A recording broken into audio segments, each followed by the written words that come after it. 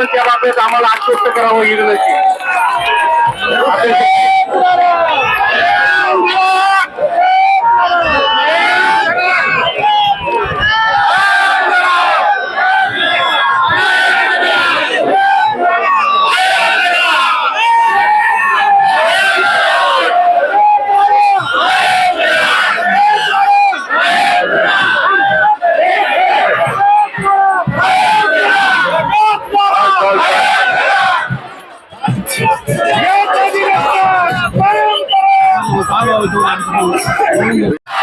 ठीक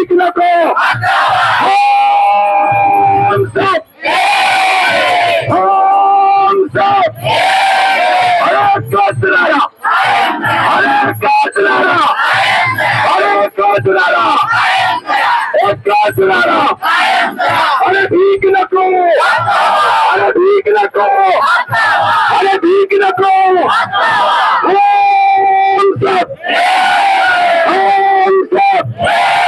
अरे ठीक नको अरे विधी गुणवत्ता अरे विधी गुणवत्ता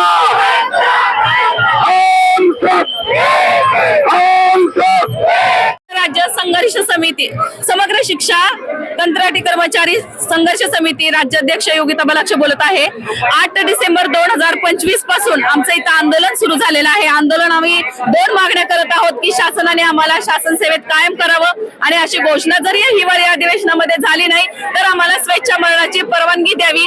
या मागण्यांवर आम्ही ठाम आहे. कारण गेली 20 ते 25 वर्ष आम्ही कंत्राटी कामगार म्हणून काम करत आहोत. शिक्षण विभागाचा सगळा पसारा जो आहे तो आमच्या खांद्यावर आहे. गुणवत्ता देण्याचं काम आम्ही करत आहोत. आरटीई ची अंमलबजावणी जी आहे ती करण्याचं काम आम्ही करत आहोत. इथे बसलेल्या या आंदोलनामध्ये 13 प्रकारची केडरची लोक आहेत. काही त्यातले अशी लोक आहेत की ज्या शिक्षकांची सेवा 12 ते 24 वर्ष झालेली आहे. अशा शिक्षकांना सुद्धा प्रशिक्षण देणारे तज्ञ इथे बसलेले आहेत. त्याचबरोबर काही भौतिक सुविधा उपलब्ध करण्यासाठी अभियंता म्हणून इंजिनियर लोक सुद्धा आपल्या इथे उपस्थित झालेले आहेत. त्याचबरोबर अपार आयडी असेल, संच मान्यता असेल किंवा बजेटची कामं असतील तर या सगळ्या कामासाठी जे आपल्याला लोक लागतात ती सगळे आम्ही कंत्राटी कर्मचारी म्हणून काम करत आहोत. तर 20 ते 25 वर्ष तुटपुंज्या मानधनावर आम्ही जर काम करत असेल तर आमची एक न्यायिक मागणी आहे की शासनाने आम्हाला शासन सेवेत कायम करावं. कारण 12/12/2012 रोजी ज्या वेळेला इथेच आम्ही हिवाळी अधिवेशनामध्ये जेव्हा मोर्चा काढला होता तर आमच्या मोर्चाचं नेतृत्व जे आहे तेव्हा विरोधी पक्ष नेते असणारे देवेंद्रजी फडणवीस साहेब यांनी केलेलं होतं आणि तेव्हा आम्हाला सांगितलेलं होतं की मी जेव्हा सत्तेत येईल त्यावेळेला पहिल्या कॅबिनेटला तुमचा कायमचा विषय मार्गी लावेल. आणि त्यानंतर सत्तेत आल्यापासून आम्ही त्यांच्याकडे हीच याचना करत आहोत की आपण दिलेली जे वचन आहे ते वचनाचं किंवा आश्वासनाची पूर्तता करावी. यासाठी आतापर्यंत 15 वेळा आम्ही वेगवेगळ्या ठिकाणी आंदोलनं केली आहेत, मोर्चे काढलेले आहेत, पण अजूनही आमची दखल शासनाने घेतलेली नाही. मागच्या वर्षी 4 मार्च 2025 ला एक समिती गठीत केलेली आहे. त्या समितीचा अहवाल शासनाला सादर झालेला आहे. फक्त त्याची अंमलबजावणी करणं इतकंच राहिलेलं आहे. तर शासनाला मी विनंती करते की आपल्या माध्यमातून हा विधिमंडळाचा आवाज जाऊ द्यात की जी लोक इथं बसले आहेत रात्र आणि दिवसा सुद्धा सगळ्या महिला भगिनी सुद्धा इथे उपस्थित आहेत. उपोषण केलेलं आहे, अन्नत्याग केलेला आहे. 4 जण सिरियस झालेले आहेत, त्यांना हॉस्पिटलाइज केलेलं आहे. इतरही महिला हळूहळू त्यांची तब्येत बिघडत आहे. तर शासनाने लवकरात लवकर उद्या किंवा परवाच आमची विधिमंडळात समायोजन केल्याची घोषणा करावी हे त्यांना नम्र विनंती आहे आणि हीच आमची शेवटची मागणी आहे. जर करत नसाल तर स्वेच्छा मरणाची परवानगी द्यावी. एकच नारा, एकच नारा,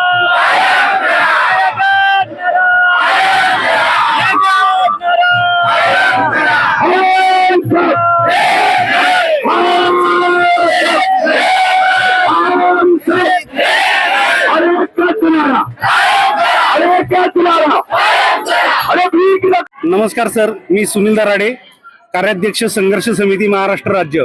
मी आपणामार्फत शासनाला नम्र विनंती करू इच्छितो की 1996 पासून प्राथमिक शिक्षणाच्या सार्वत्रिकीकरणासाठी शासनाने जे विविध उपक्रम राबवले, डीपीपी, पीप, सर्व शिक्षा अभियान, आमची शाळा प्रकल्प व आत्ताचं समग्र शिक्षा अभियान, यामध्ये 6-6 महिन्यांच्या करार तत्वावर कर्मचारी नेमून 1 दिवसाचा सेवा खंड घेऊन पुन्हा 6-6 महिने असे आमचे जे मरण लांबवत चाललंय गेल्या 25-26 वर्षापासून, त्याला कुठेतरी शासनाने आता ब्रेक लावावा.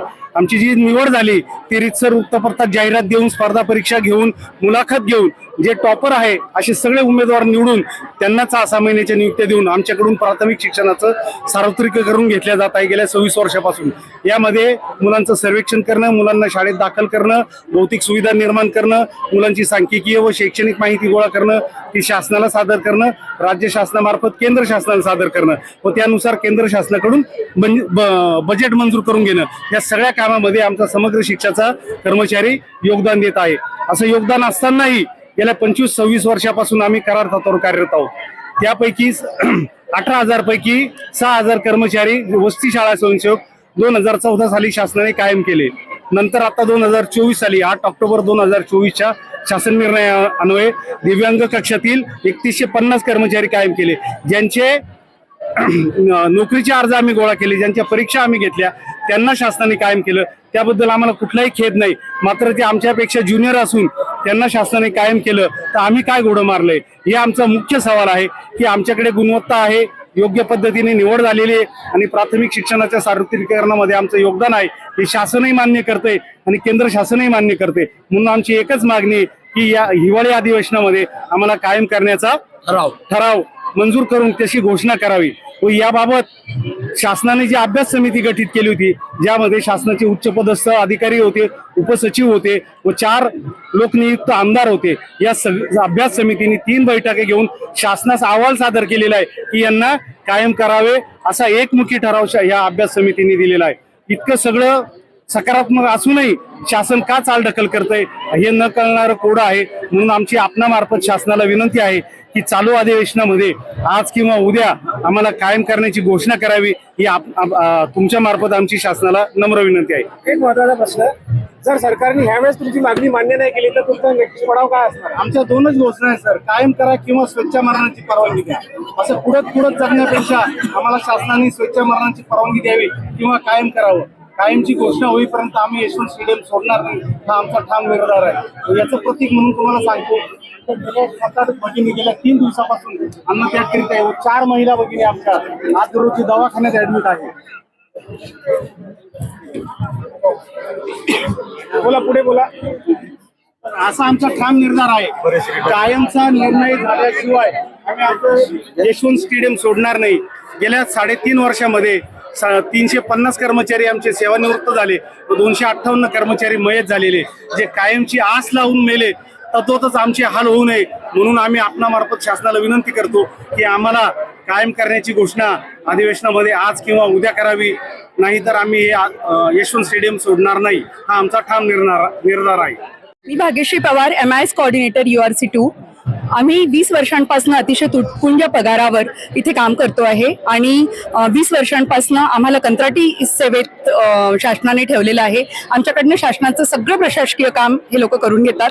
मी MIS कोऑर्डिनेटर असल्यामुळे मी तुम्हाला सांगू इच्छिते की आमच्याकडनं सगळं जो डेटा एंट्रीचं काम आहे किंवा शिक्षण विभागाला जे काही काय म्हणतात ऑनलाईन करायचं जे काही काम आहे ते सगळं काम 20 वर्षांपासून आमच्याकडून करून घेतलेलं आहे आणि आम्हाला कुठलंच मानधन म्हणजे अतिशय तुटपुंज असं मानधन आम्हाला यांनी दिलेलं आहे आणि अतिशय आमची पिळवणूक इथे होते आहे आणि हे म्हणजे माणुसकीच्या विरोधात कुठेतरी आहे. आम्हाला न्याय मिळावा अशीच आमची इच्छा आहे. मॅडम, महत्वाचा प्रश्न आहे, सरकार म्हणजे आमच्याकडे पैसा नाही. सर, इथे इतके कन्स्ट्रक्शन्स होत आहेत आणि इतक्या सगळ्या गोष्टी होत आहेत आणि प्रत्येक कितीतरी विभाग परमनंट होत आहेत, बरेचसे खर्च शासन करताय, मग आमच्यासाठी पैसे नाही असं दरवेळेस का म्हटलं जातं? ही आमची पिळवणूक आहे सर. महत्वाचा एक प्रश्न आहे की मोदीने म्हटलं होतं की ज्यांच्याकडे रोजगार नाही त्यांनी पकडे तळाव, याबद्दल तुमचं काय मत आहे? सर, हे अतिशय चुकीचं त्यांचं स्टेटमेंट आहे. जर असं असलं तर फक्त पकोड्यांचीच दुकानं राहतील आणि खातील कोण? तर हे तर म्हणजे ही कुठेतरी थट्टा करायचा विषय आहे असं मला वाटतं. एक लास्ट प्रश्न आहे, सरकार निजीकरणाचा सपाटा चालवते, सरकारी शाळा प्रायव्हेट हातात देत आहे, सरकारी शाळा बंद करते, याबद्दल तुमचं काय मत आहे? हे तर चुकीचं आहे सर, कारण की उलट एज्युकेशन आणि हेल्थ या गोष्टी सरकारने आज जर इतका आपल्याकडनं काय म्हणतात टॅक्स गोळा केला जातो आहे, प्रत्येक गोष्टीला टॅक्स इथे लागत आहे आणि प्रत्येक गोष्टीला जेव्हा टॅक्स तुम्ही कलेक्ट करत आहे तर मग तुम्ही एज्युकेशन आणि हेल्थ या गोष्टी तर फ्री ऑफ कॉस्ट द्यायला पाहिजे सर. Okay sir, thank you.